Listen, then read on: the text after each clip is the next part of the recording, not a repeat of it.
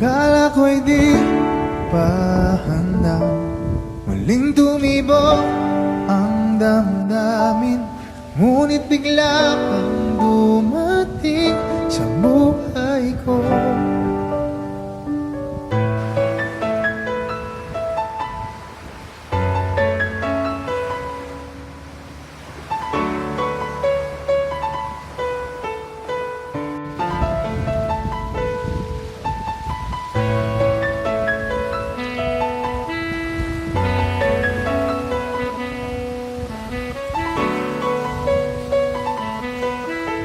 Sana ay ingatan ka niya.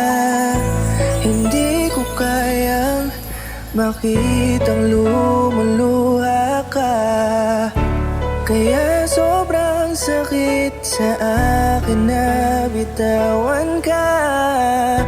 Ngunit ngayon ay hindi na pwede.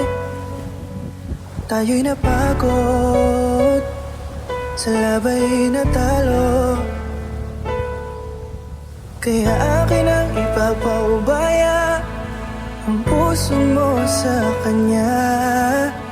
Alam ko naman na siya na ang gusto mo, hindi ka lang nagsasalita.